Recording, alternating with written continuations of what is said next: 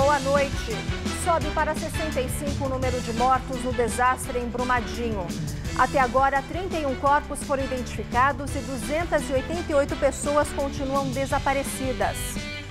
5 pessoas são presas suspeitas de responsabilidade na tragédia da barragem em Minas. Investigação apura se elas fraudaram laudos técnicos. O governo diz que não vai interferir na diretoria da Vale. Plano para evitar novas tragédias inclui a fiscalização de 3.300 barragens de alto risco. 3 anos após o desastre em Mariana, Samarco não pagou nenhuma multa ao IBAMA. Dívida da mineradora chega a 350 milhões de reais. Bolsonaro se pronuncia pela primeira vez após cirurgia. Pelas redes sociais, o presidente diz que está bem e agradecido por estar vivo. E você vai ver essas e outras notícias no Jornal da Gazeta, que começa agora.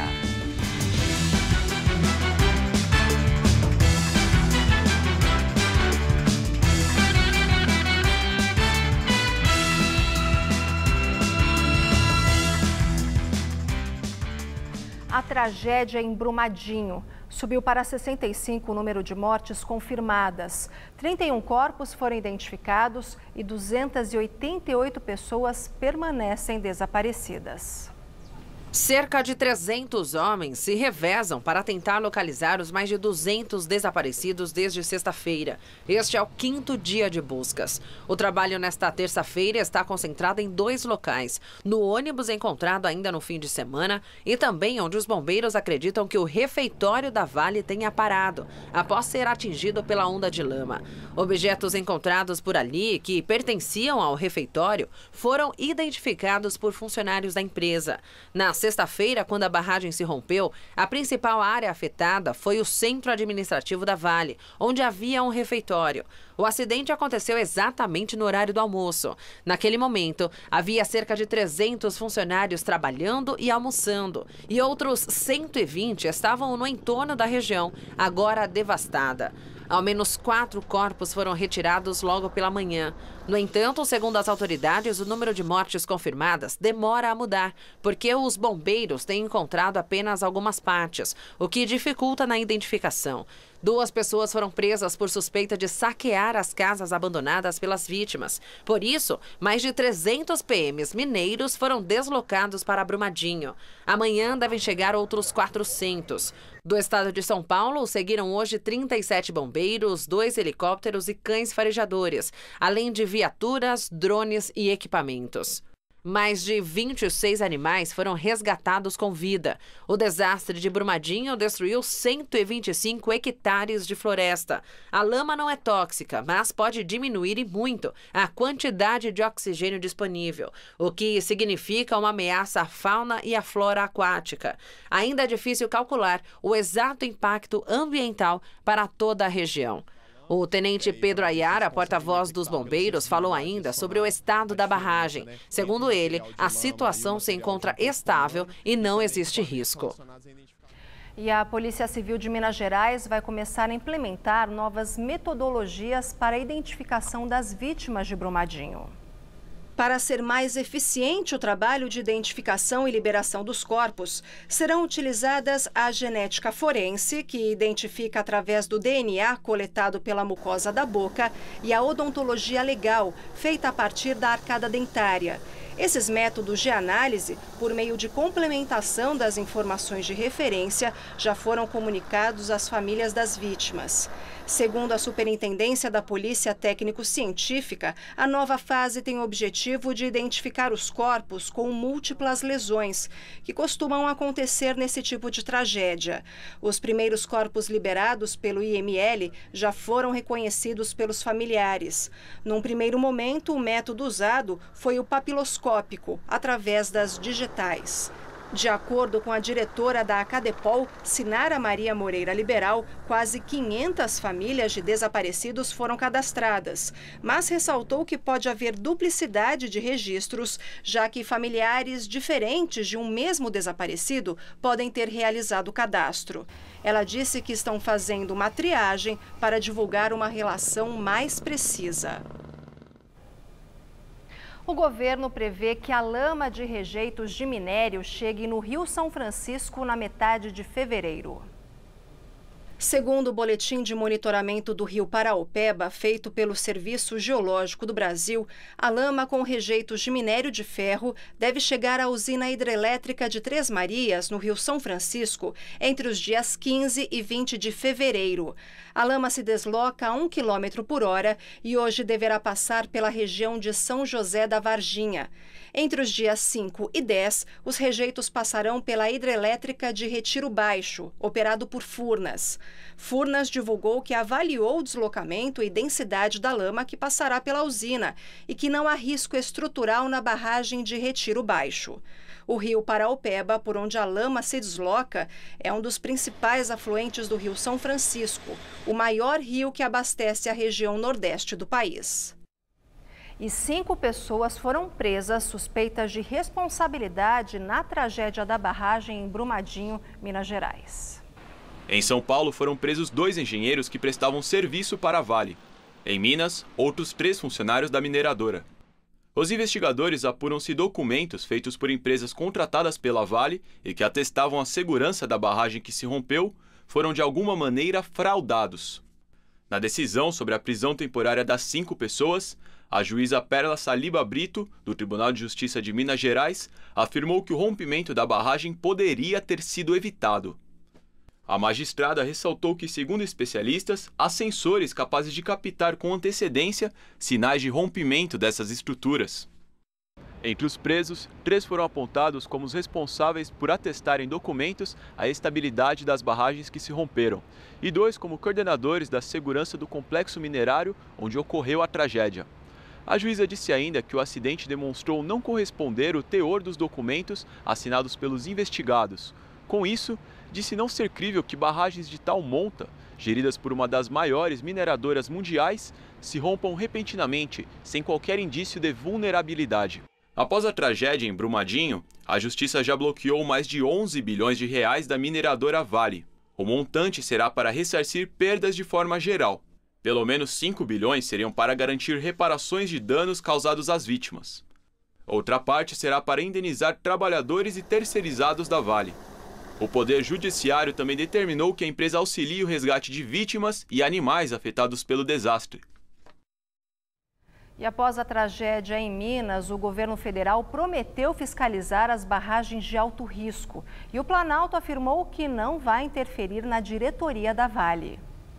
Os anúncios foram feitos após a reunião ministerial comandada pelo presidente em exercício, Hamilton Mourão, que tratou sobre a segurança de barragens. Em coletiva, os ministros detalharam o esquema de resposta para evitar novas tragédias. De acordo com o ministro do Desenvolvimento Regional, Gustavo Canuto, o governo vai fiscalizar 3.300 barragens de alto risco. No entanto, ele não estabelece prazo para o trabalho. Porque entendemos que essas são o foco inicial, não total, mas precisamos priorizar. Não temos condições de avaliar e fiscalizar todas ao mesmo tempo, então há necessidade que priorizemos. Ao todo, o Brasil tem mais de 20.000 barragens. O ministro explicou que 205 são de rejeitos minerais e estão nessas condições de risco conforme relatório de segurança de barragens de 2017, elaborado pela Agência Nacional de Águas. Vamos envidar esforços, tanto de relação a recursos quanto de pessoal, para que isso seja feito o mais rápido possível. Mas, claro, é um trabalho que precisa ser feito com muita cautela. Não adianta nada um fiscal do governo estar lá presente, fazer uma vistoria da barragem, se não o fizer com o conhecimento e com a cautela necessária para garantir ter um resultado efetivo. E na coletiva, o ministro-chefe da Casa Civil, Onyx Lorenzoni, disse que o governo não vai interferir na mineradora Vale, dona da barragem em Brumadinho. Ontem, o presidente em exercício, Hamilton Mourão, chegou a comentar que o Conselho de Crise poderia agir para mudar a diretoria. A Vale é privatizada. A companhia foi vendida em 1997 no governo Fernando Henrique Cardoso. Atualmente, o governo tem ações especiais, as chamadas Golden Shares. Essas ações dão ao Estado o poder de veto em decisões consideradas estratégicas em empresas que são vendidas à iniciativa privada. Para o ministro, o governo deve ter a humildade de saber que não pode interferir em tudo. Essa é uma decisão do Conselho de Administração e é evidente que nas empresas privadas, o governo é apenas um acionista, o papel do acionista é confiar no seu Conselho de Administração. Então, não há condição de haver qualquer grau de intervenção, até porque esta não seria uma sinalização desejável ao mercado. O ministro, no entanto, não quis comentar se o governo apoia a atual diretoria ou se vai convocar uma reunião para tratar do assunto. Nós temos que aguardar o andamento das investigações. A gente não pode esquecer, não cabe ao governo federal apoiar nenhuma empresa, nenhuma diretoria que não seja da sua estrita responsabilidade. Cabe ao governo federal responder pela Petrobras, responder por aquilo, Banco do Brasil, Caixa Federal, que é da sua responsabilidade, dedicação e controle direto. E agora vamos ao comentário de Josias de Souza, direto de Brasília. O brasileiro é um crédulo. Costuma conceder voto de confiança aos governos em início de mandato. Mas o ministro Gustavo Canuto, do Desenvolvimento Regional, abusou da credulidade alheia ao expor o plano da gestão de Jair Bolsonaro para fiscalizar as barragens brasileiras.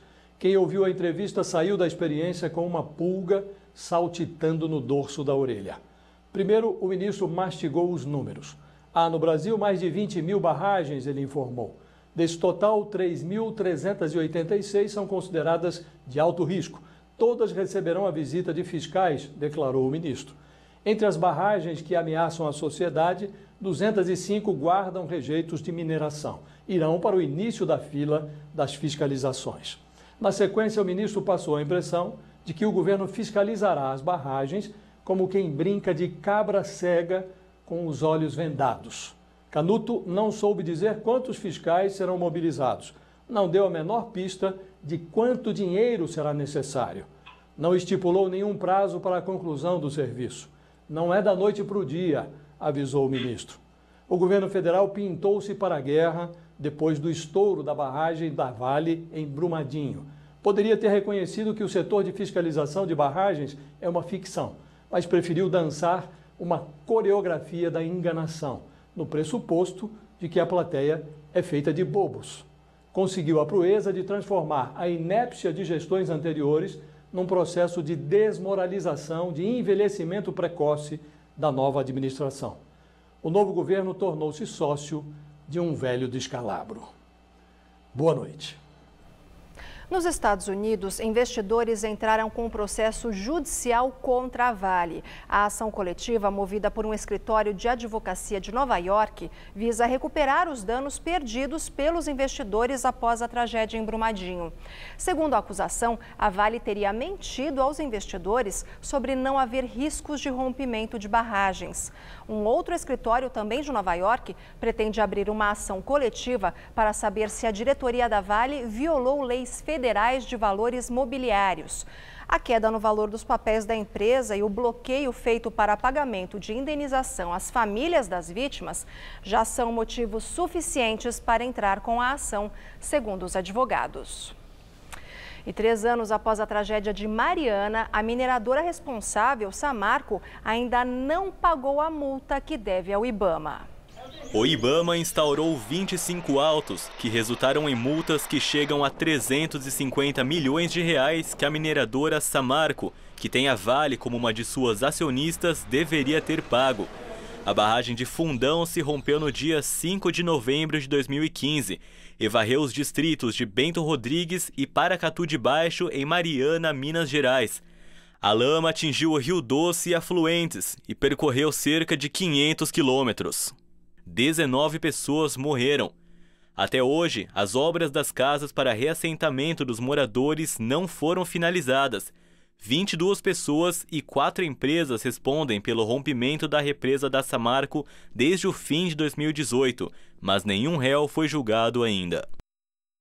O presidente Jair Bolsonaro segue internado no Hospital Albert Einstein, em São Paulo, após passar por uma cirurgia para retirada da bolsa de colostomia. E a repórter Fernanda Azevedo está lá e tem mais informações. Boa noite, Fernanda. Olá, boa noite, Luciana. Boa noite a todos. O presidente Jair Bolsonaro já se sentou, já iniciou a fisioterapia respiratória e motora com bom desempenho, segundo os médicos. Um novo boletim sobre o estado de saúde do presidente foi divulgado agora no fim da tarde. De acordo com essa avaliação, o quadro é estável. O presidente não teve qualquer tipo de sangramento ou outra complicação. Ele ainda está em jejum oral e recebe soro e analgésicos. O presidente Jair Bolsonaro deve retomar as atividades como presidente da República amanhã aqui mesmo do hospital. Hoje, logo cedo, ele usou o Twitter para agradecer e dizer que está bem. Veja na reportagem. Bolsonaro segue internado na UTI do Hospital Albert Einstein, no Morumbi, zona sul de São Paulo. As visitas estão restritas à família e assessores mais próximos. A primeira-dama, Michele Bolsonaro, acompanha o presidente no hospital. A recomendação dos médicos é para que o presidente fique em repouso absoluto e só comece a retomar as atividades a partir de amanhã. Até lá, o presidente em exercício é o vice Hamilton Mourão. Hoje, às 5h15 da manhã, Bolsonaro usou o Twitter para informar que está bem e aproveitou para fazer um agradecimento aos profissionais que cuidaram dele. Na mensagem, ele diz: foram tempos difíceis, consequência de uma tentativa de assassinato que visava destruir não só a mim, mas a esperança de muitos brasileiros num futuro melhor. Agradeço a Deus por estar vivo, aos profissionais que cuidaram de mim até aqui e a todos vocês pelas orações. Estou bem. A cirurgia de retirada da bolsa de colostomia durou 7 horas, mais do que o previsto inicialmente. Os médicos tiveram que retirar aderências do abdômen e decidiram remover também 25 centímetros do intestino grosso que foram afetados pelo uso da bolsa. As lesões são consequência da facada que Bolsonaro levou durante um ato de campanha em setembro do ano passado. Esta é a 3ª cirurgia após o atentado. Se tudo correr como é esperado, o presidente poderá retomar o mandato e trabalhar no gabinete montado dentro do hospital e receber assistentes e ministros de governo. A previsão é de que ele tenha alta em 10 dias. E amanhã, às 7 horas, o presidente reassume a presidência da República. A despeito de algumas das restrições, ele já se encontrará amanhã em condições. Naturalmente, nós tentaremos evitar que esses despachos se façam de uma maneira rotineira que possa vir a cansá-lo. O Superior Tribunal de Justiça mandou soltar o ex-chefe de gabinete do ex-governador Beto Richa, do PSDB. A decisão é da ministra Laurita Vaz. Deonilson Roldo estava preso desde setembro do ano passado pela Lava Jato. Ele chefiou o gabinete de Beto Richa e foi secretário de comunicação. Roldo era considerado o primeiro-ministro do Executivo Estadual durante as gestões de Richa.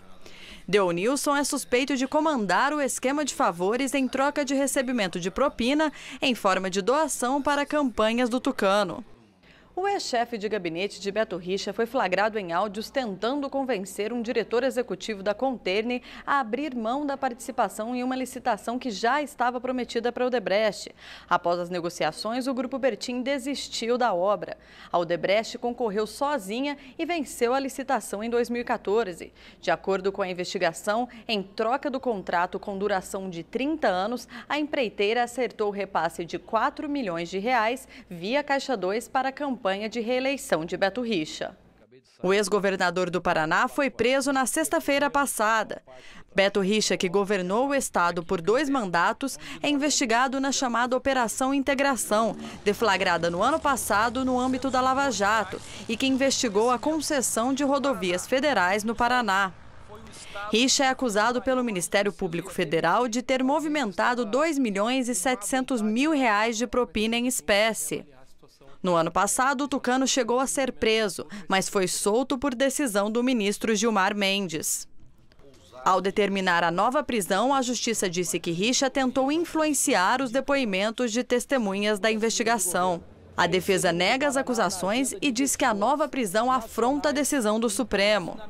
O Tucano esteve à frente do governo de 2011 até o ano passado. Ele deixou o cargo em abril para concorrer ao cargo de senador. No entanto, perdeu a disputa. Beto Richa está preso num batalhão da Polícia Militar. O deputado Arthur Lira, de Alagoas, líder do PP na Câmara, desistiu de lançar candidatura à presidência da Casa. O deputado disse que retirou a candidatura já que ficou inviável a formação de um bloco de centro-esquerda.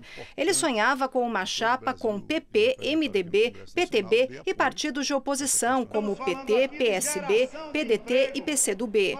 Agora, com a desistência, o principal nome para comandar a Câmara é Rodrigo Maia, atual presidente. O deputado do DEM do Rio de Janeiro conta com o apoio de mais de 10 legendas, cerca de 250 deputados.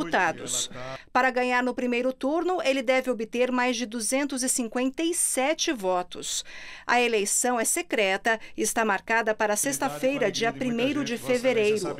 O PSOL deve concorrer com o deputado eleito Marcelo Freixo, do Rio. O PT ainda não decidiu quem vai apoiar. O deputado Fábio Ramalho, do MDB de Minas Gerais, disse que vai disputar o cargo. No entanto, o partido ainda não o lançou oficialmente. Morreu hoje em São Paulo, aos 70 anos, o deputado Jorge Rato, do MDB. Ele teria sofrido uma parada cardíaca. Filho de imigrantes japoneses, Rato se formou em medicina e entrou na política como vereador de São Paulo em 82. Foi eleito 8 vezes para o cargo. Em 2010, trocou a Câmara Municipal pela Assembleia Legislativa. Foi reeleito em 2014 e, no ano passado, tentou novamente um cargo, mas não conseguiu se reeleger como deputado estadual. Como vereador, foi um dos responsáveis pela aprovação da Lei do Silêncio, que limita o horário de funcionamento de bares durante a madrugada. No metrô aqui de São Paulo, as máquinas de autoatendimento de bilhetes unitários deixaram de funcionar. A novidade não durou um ano. O metrô encerrou o contrato com a empresa responsável pelos aparelhos. Apesar de não ser anunciado anteriormente, o serviço já não está funcionando. Segundo o governo, o contrato foi rescindido porque os totens de autoatendimento não funcionavam como deveriam. Ao todo, eram 153 unidades espalhadas em todas as estações da capital. Um investimento de 24 milhões de reais. Daqui a pouco, na entrevista do dia com Denise Campos de Toledo, a situação das finanças do estado de São Paulo. Recebemos o ex-ministro da Fazenda e atual secretário estadual da Fazenda e Planejamento, Henrique Meirelles. A chuva caiu de forma moderada na capital agora à tarde, sem transtornos. Resultado do dia quente que fez hoje. Vamos ver então se continua assim com Tássia Sena.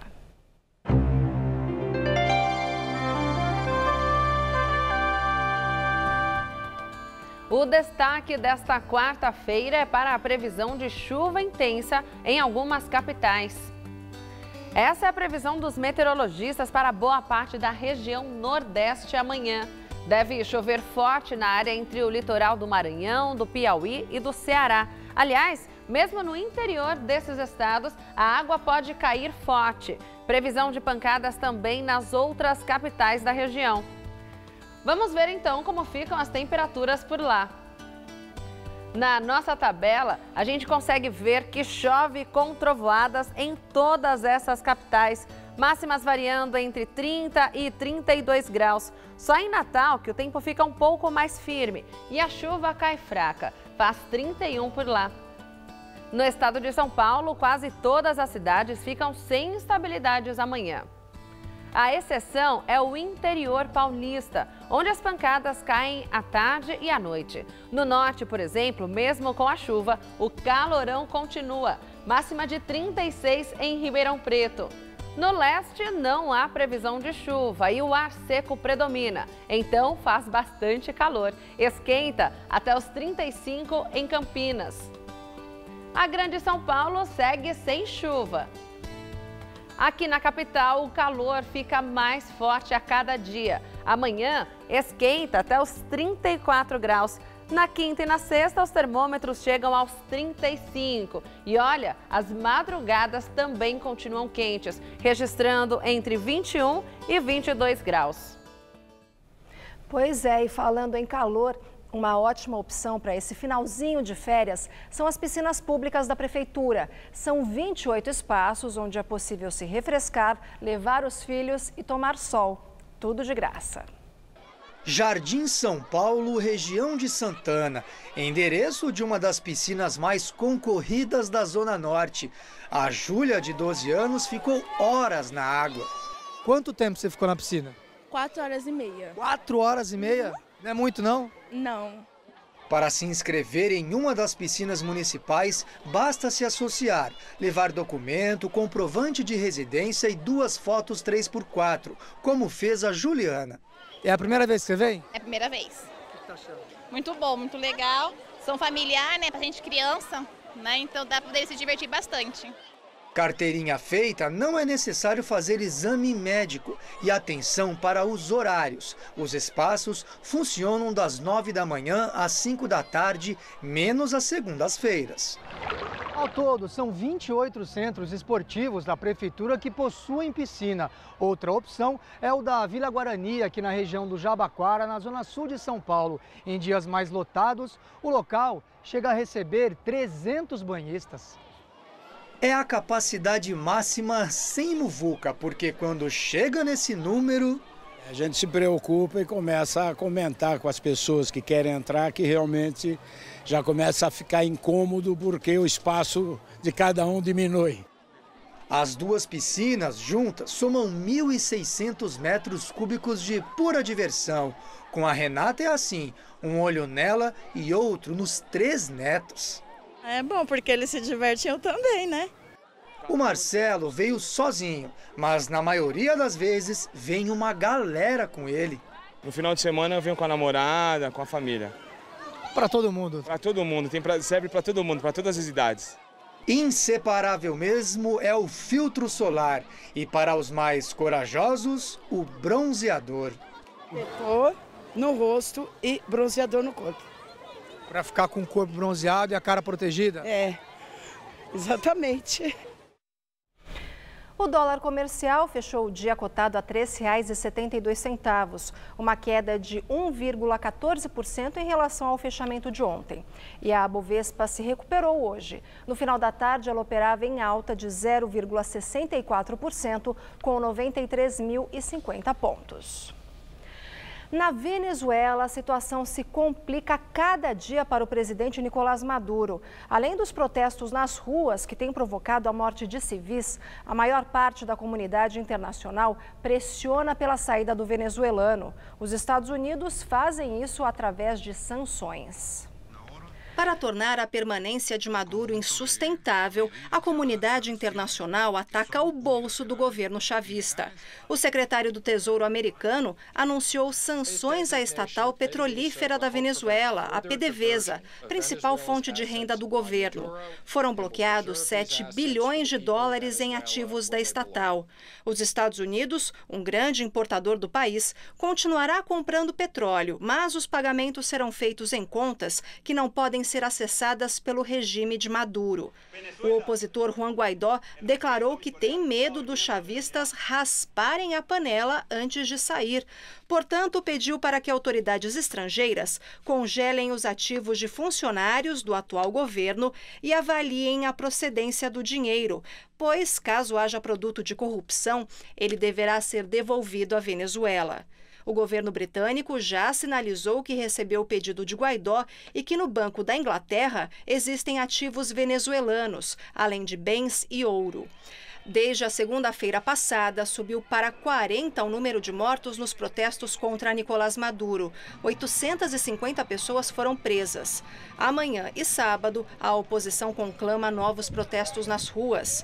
A delicada situação política e social na Venezuela se tornou crítica no começo da semana passada, quando um grupo de militares foi preso após não reconhecer o segundo mandato de Nicolás Maduro publicamente. A prisão provocou revolta entre os civis. Mais um capítulo na novela do Brexit. A primeira-ministra Theresa May propôs hoje ao parlamento que seja permitida uma nova negociação com a União Europeia.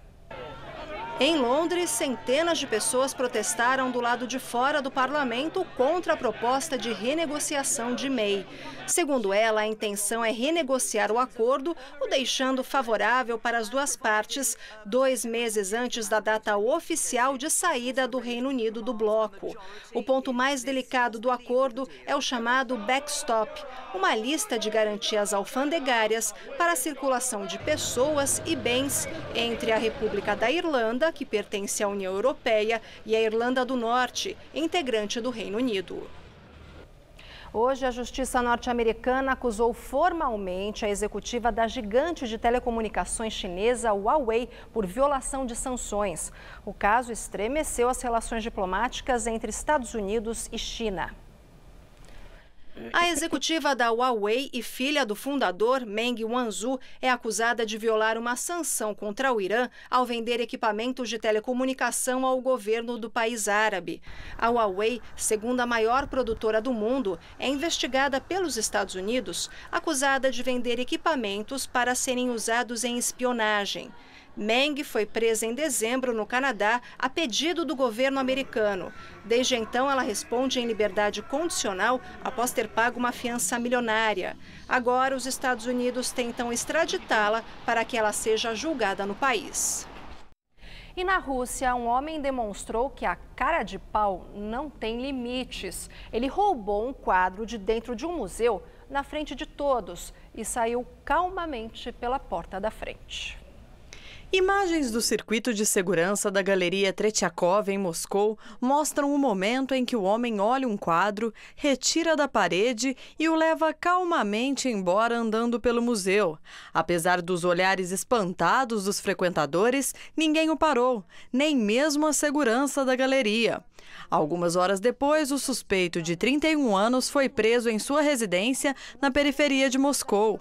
A tela estava com ele, a paisagem de um artista russo pintada no início do século XX, avaliada em 175 mil euros. A polícia, o ladrão disse que é inocente e que não se lembra do ocorrido.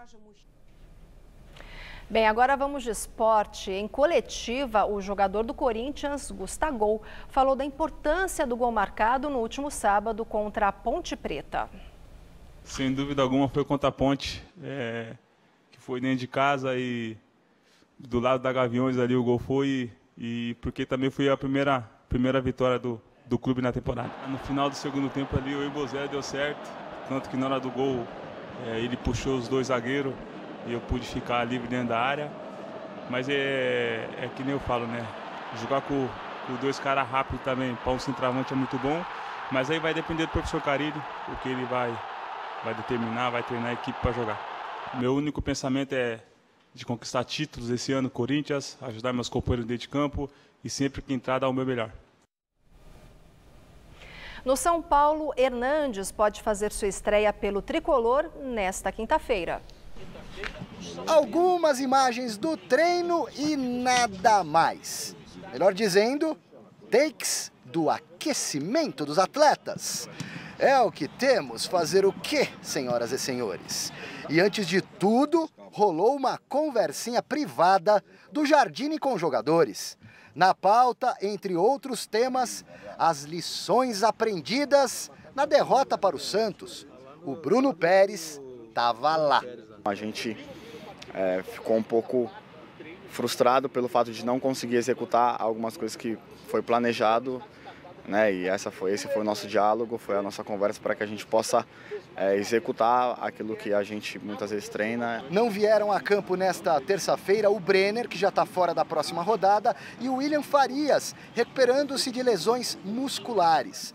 Quem continua fazendo intensivão físico no Refis é o Hernanes. A programação, a ideia da comissão técnica e do próprio Profeta é que amanhã ele trabalhe um pouquinho aqui no gramado, para quem sabe jogar alguns minutos na quinta-feira e pelo menos meio tempo no domingo. Até porque na quarta da semana que vem tem a estreia do Tricolor na pré-Libertadores. É o jogo de ida contra o Talleres da Argentina em Córdoba. E essa reestreia do Hernanes causa muita ansiedade, não apenas na torcida são paulina. Com o Profeta na equipe e possíveis vitórias à vista no Paulistão, antes da Liberta, o tricolor espera por confiança e paz neste início de temporada. Mas a gente tem que ter consciência que são 2 partidas importantes e aí sim a gente vira a chavinha para que a gente possa fazer uma grande partida na Libertadores e alcançar o nosso objetivo. E veja a seguir na entrevista do dia com Denise Campos de Toledo, Henrique Meirelles, ex-ministro da Fazenda e atual secretário estadual da Fazenda e Planejamento. Até já.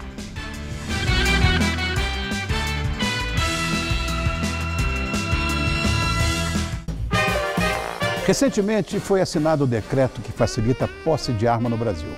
Um assunto que ainda está dando o que falar. No Todo Seu de hoje vamos entender o que isso muda nas nossas vidas e como essa nova lei vai funcionar. Aprecie o melhor da gastronomia espanhola com a Paella Marinha. E ainda a gente recebe o som da bonitinha Karen Martins, um dos novos nomes da MPB. Quem é você que me desespera? Espera pra ver o que pode dar. Todo Seu, 10 da noite, vem, tô te esperando. Quem é você? Tá a fim de escrever a sua própria história? Que tal dirigir a sua própria vida? Então corre pra cá, que a sua hora chegou. Bem-vindo ao Universo Casper, um lugar certo para você pensar, criar e questionar. Na Casper, razão e emoção se unem para fazer diferente, fazer melhor. E você, aceita o desafio? Tem muita coisa nova te esperando por aqui. Faculdade Casper Líbero. Paixão por comunicação.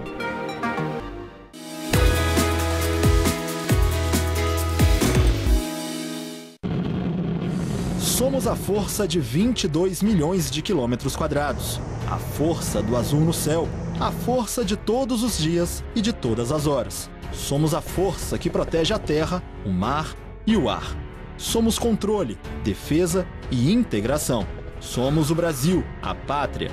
Há 78 anos, somos a Força Aérea Brasileira. Força Aérea Brasileira. Asas que protegem o país. Manter a pele lisa, sem pelos e sem manchas é o desejo de muita mulher e de muito homem também. Nesta quarta, a doutora Isabel Martinez fala sobre os cuidados que devemos ter na hora da depilação e quais os métodos que menos agridem o corpo. Maria Itália abre o tarô e faz as previsões da semana. E ainda, Silvia Branconaro mostra como fazer pamonha no micro-ondas. Por essa você não esperava, né? A gente aprende essa receita aqui no Mulheres desta quarta, às 2 da tarde.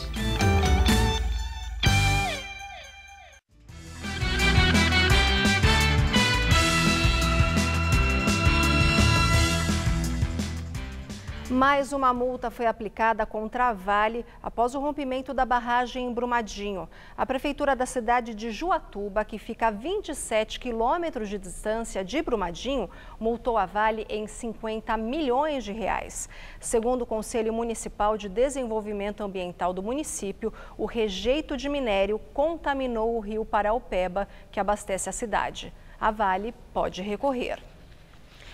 O ex-presidente Lula pediu para sair da cadeia para ir ao velório de seu irmão, Genival Inácio da Silva, de 79 anos, que morreu nesta manhã. De acordo com o pedido da defesa de Lula, há previsão legal para a liberação em caso de morte de parentes diretos. A Justiça deu um prazo de 1 dia para o Ministério Público Federal se manifestar. E agora vamos à entrevista do dia com Denise Campos de Toledo. A entrevista foi gravada.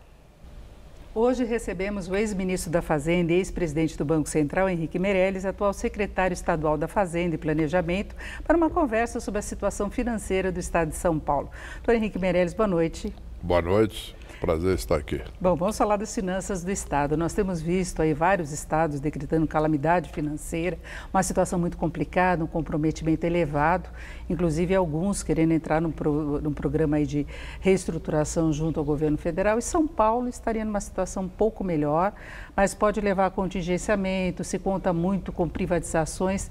Dá para administrar as contas nesse ano sem sufoco maior? Sim. É possível, evidentemente que é necessário competência, é necessário responsabilidade fiscal. E isto é o que estamos imprimindo aqui na administração das finanças estaduais. Nós temos, em primeiro lugar, uma questão que é o seguinte: o Estado de São Paulo, ele tem um superávit primário, mas devido despesas com financiamento, principalmente financiamento da dívida pública do Estado com o governo federal, além de outras coisas, leva a uma situação de déficit de caixa aproximada de cerca de 10 bilhões de reais para o ano 2019. Por quê? Apesar de que no orçamento isto aparentemente está equilibrado, mas está equilibrado porque o Estado estava contando, ou conta, né, com uma série de receitas provenientes de venda de ativo, privatizações, que julgamos receitas incertas. E aí é que vem o segredo da questão. Nós acreditamos que só devemos contar com receitas que sejam sólidas, sejam certas. Então nós temos aí algo como cerca de 10 bilhões de reais, que são receitas incertas, dos quais cerca de 4 bilhões viriam de uma possível privatização da Sabesp ou de uma capitalização, porque existe uma diferença importante. Mas a estimativa de valores é bem diferente no caso de capitalização e no caso de privatização, não é? É, pelo seguinte, porque se for uma capitalização, vai se vender cerca de 49% da holding, que é a proprietária de 49% da empresa, ou melhor, de 51%. Então nós teríamos a situação final onde o Estado manteria o controle com 51% dos 51%, quer dizer, 50% da holding, que controla 51% das Sabesp, e isso geraria aí cerca de 5 bilhões de receita de capitalização por venda dessas ações da holding, e isto é uma previsão razoável dentro das finanças e da situação de mercado hoje. No entanto, caso seja aprovado o MP do saneamento, que permitiria fazer uma privatização em condições mais favoráveis, então a partir daí eu acredito que é possível até ter uma receita que seja 2 dígitos, superior a 10 bilhões. Alguma coisa 10 bilhões ou mais. Ou mais, Agora, então, até quando o governo vai esperar, o governo do Estado vai esperar por essa discussão lá em Brasília? Olha, o que nós estamos fazendo é o seguinte: nós estamos contando com alguma receita, seja de uma forma ou de outra, da Sabesp, para o final do ano, para o mês de dezembro. Certo. Então, até lá temos tempo. Agora, por via das dúvidas, nós estamos sim fazendo um contingenciamento um pouco menos de 6 bilhões de reais, porque aí viria 4 bilhões da Sabesp, que ficaríamos sabendo no final do ano, ou mais, que aí permitiria até reverter até lá grande parte desse contingenciamento. Mas tudo isso levando-se em conta as previsões atuais de receita do Estado.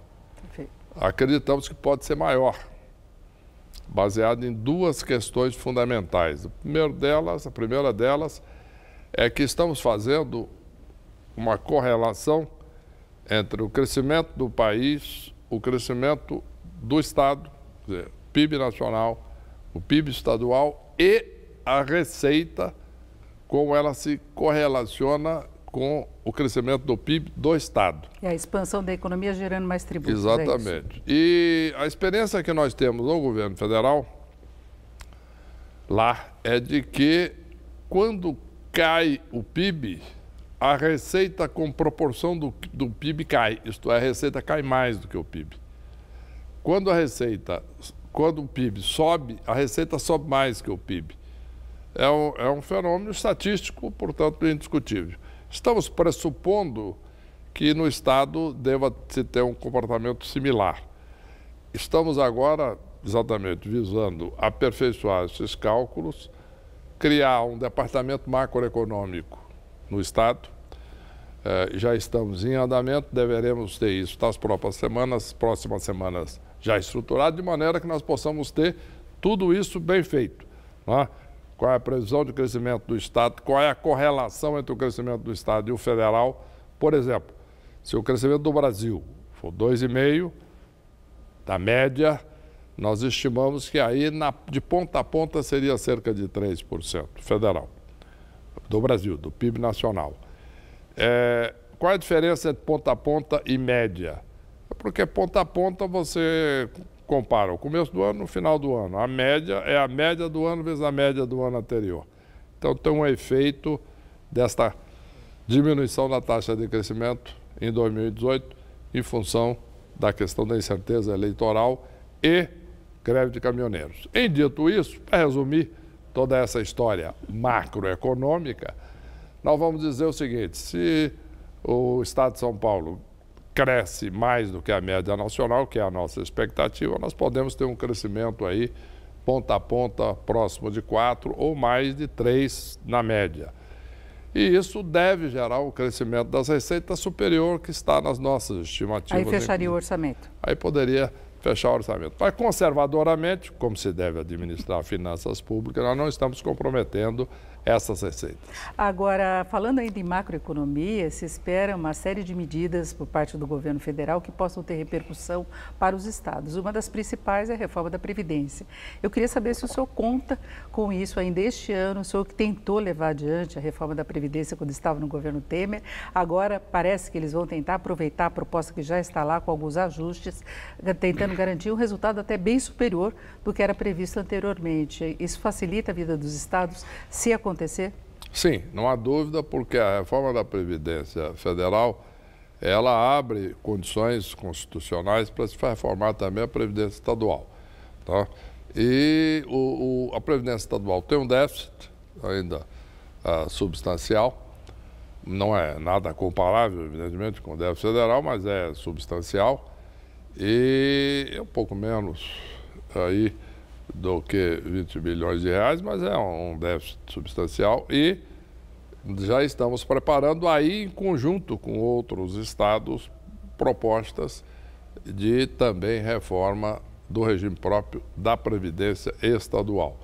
E isso facilitaria também. Agora, reforma da Previdência, ela sempre é uma questão de prazo maior. Quer dizer, não é algo que se deve olhar mirando 2019. Ou no ano. E vamos olhar isso à frente. E como você mencionou, de fato, com todas as conversas que eu tive na Câmara dos Deputados e no Congresso Nacional em 2017, havia uma possibilidade muito grande disso ser aprovado ainda no final do primeiro semestre de 2017. Uma série de questões políticas conhecidas nacionalmente levaram com que não houvesse aprovação da Previdência em 2017 e depois a intervenção federal no Rio de Janeiro, que era uma necessidade, impediu a aprovação da Previdência ou sequer a discussão dela em 2018. Mas agora eu acho que é possível, a nova legislatura, o governo eleito, tem todas as condições de legitimidade de, no mínimo, fazer o projeto que está lá. E, idealmente, até aproveitar todas essas condições favoráveis de um novo governo, uma nova legislatura e hoje, tendo muito mais consciência nacional da necessidade de se fazer a reforma da Previdência, se aprovar uma reforma da Previdência, idealmente até um pouco mais abrangente. Mas, em último caso, se for aquele substitutivo que está no Congresso, já é muito positivo e já abre margem para os estados fazer também. Bom, nós falamos de privatização da Sabesp, o senhor falou da importância que isso pode ter para as contas do Estado. Agora, o governador Dória tem um plano bem maior de privatizações. Isso, de algum modo, está sendo contabilizado, considerado no orçamento ou não? Não, isso são possibilidades que não estão ainda orçadas. Inclusive, a secretaria pela qual eu sou responsável é exatamente Fazenda, Planejamento, Gestão e Desestatização. Então, essa é uma área que também é a nossa responsabilidade aqui no estado de São Paulo e estamos olhando isso de forma abrangente. Existem alguns projetos que são necessários e que serão feitos, por exemplo, a renovação das concessões das rodovias estaduais, tem uns 1.000 quilômetros de rodovias aí concessionadas que vencerão nos próximos anos, em 19 e 20. Mas aí tem uma novidade também, que eu gostaria até de colocar, porque seria importante para os usuários, que seria uma redução, dependendo do horário, do valor de pedágio. Isso seria colocado como uma condição para a renovação? Sim, porque a prioridade aí do Estado é, em primeiro lugar, investimento. Quer dizer, o concessionário tem que investir na rodovia. Tá? Segundo lugar, a questão do pedágio, porque no passado se privilegiou muito a arrecadação do Estado. Como nós estamos contando com o crescimento do país, com a administração das contas públicas, com a melhora do sistema arrecadatório, nós então estamos trabalhando com uma hipótese de que é possível demandar maior investimento e a diminuição do pedágio. Isso aí do ponto de vista das horários de pico, isso do ponto de vista das estradas. Mas também existe uma série ampla de projetos, como, por exemplo, sistema prisional, abrir para a concessão de prisões, construção de novas e concessão das existentes, habitação e etc. Oi? As prisões dariam retorno financeiro às penitenciárias? Não é um retorno financeiro elevado, mas existe, sim, aí uma previsão razoável. A prioridade, no caso das prisões, não é o retorno financeiro, é a construção de mais prisões com melhores condições de segurança, de qualidade, etc. Agora tem uma série de coisas. Por exemplo, o Estado tem um número enorme de imóveis ociosos. O que nós estamos fazendo? Nós vamos pegar esses imóveis, soma cerca de R$1 bilhão ao valor de mercado, colocar num fundo, tá certo, imobiliário, que vai vender a previsão de venda de ativos imobiliários deste fundo para 19 é cerca de R$300 milhões, mas dentro de um total de R$1 bilhão. Isto, digamos, dá um exemplo de toda a série de medidas. Não é cada uma vai gerar um valor muito grande. O mais substancial é a Sabesp. Mas, por exemplo, uma outra, a EMAI, que é a empresa de geração de energia, que exatamente tem aquela geração de energia no Rio Pinheiros, por exemplo. É uma coisa bem menor. Pode gerar aí cerca de R$300 milhões, mas pode ser uma outra ideia. Em resumo, existe aí um número muito grande de privatizações, além de estarmos trabalhando em conjunto com o governo federal para trabalhar no Ferroanel, possível privatização do Porto de Santos, possível inclusão da Rio Santos dentro do pacote da Dutra e etc. Em resumo, estamos fazendo um amplo programa de melhora da infraestrutura do Estado, de privatização, de cooperação com o governo federal para ajudar que tudo isso seja feito. Agora, quando o senhor assumiu a secretaria, falou muito na geração de empregos. Em certa medida, que viria uma contrapartida das empresas que recebessem algum tipo de incentivo. Sim. Então, os incentivos estão na agenda, não há essa preocupação em cortar incentivos, em garantir maior receita? O importante, Denise, é se garantir que, de fato, o incentivo tem um retorno. Que tipo de incentivo? Por exemplo, uma isenção fiscal, seja de diminuição de ICMS, seja uma série de coisas que podem ter sido dadas no passado. Agora, e que foram? Por exemplo, vou dar um exemplo do governo federal. O governo federal tem incentivos fiscais de cerca de R$300 bilhões de custo total. Agora, quando nós analisamos o retorno disso para a sociedade, sem falar no custo para o governo, na realidade não existiu, porque houve uma recessão no país, diminuiu a produção, o desemprego cresceu muito. Então, o que nós vamos é analisar cada um desses convênios, essas concessões, ver se há um compromisso quantitativo de crescimento de vendas e crescimento de emprego, que é mais importante, e crescimento de arrecadação, igualmente importante, e cobrar, fiscalizar esse cumprimento sob pena de cancelamento de qualquer incentivo que tenha sido dado. Mas incentivos que já foram dados, não seriam novos incentivos? Não seriam novos. Futuros serão rigorosamente analisados cada um e contabilizados exatamente, aí sim, quantitativamente, quantos empregos vão ser gerados, qual é o aumento da arrecadação por aumento de volume de vendas e o incentivo estará condicionado ao cumprimento daquelas metas que inclusive envolvem o aumento da arrecadação, além de emprego, não cumpridas, o incentivo é retirado imediatamente, inclusive com a penalização. Agora, o senhor também quer facilitar muito a abertura de empresas. Isso também seria um estímulo ao emprego? Sim, não há dúvida. A abertura de empresas nós estamos tomando e já tomamos antes, quando eu era ministro da Fazenda, uma série de medidas a esse respeito. Por exemplo, vou te dar um exemplo, que é um exemplo importante, porém, é quase um aspecto simbólico, mas de muita importância prática. Por exemplo, São Paulo hoje é um centro tecnológico de startups, por exemplo, de companhias que estão começando a crescer, etc. E novas companhias que estão abrindo o tempo todo. Alguém vai abrir uma nova companhia hoje. Um grupo de jovens abre uma startup para produzir algo, tem um projeto, um sistema, um software, etc., vai produzir. Muito bem. Em primeiro lugar, tem que registrar a companhia. O tempo médio que prevalecia até 2016 na cidade de São Paulo, segundo a estatística, inclusive do Banco Mundial, era 126 dias. Média nacional era 101. Você poderia perguntar, mas isso é o tempo da empresa construir o escritório, a fábrica ou comprar móvel? Não. Isso é para registrar papel. Então a ideia é trazer esse tempo na cidade de São Paulo, por exemplo, e no estado para 3 dias.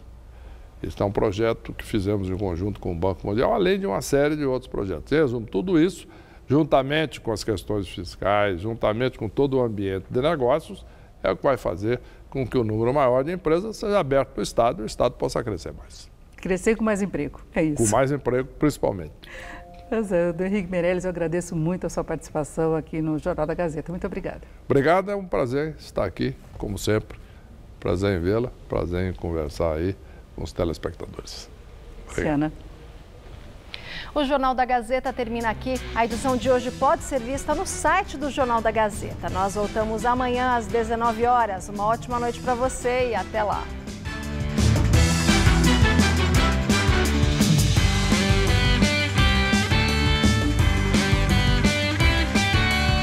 Tire suas dúvidas sobre posse de armas no Tudo Seu de hoje, 10 da noite.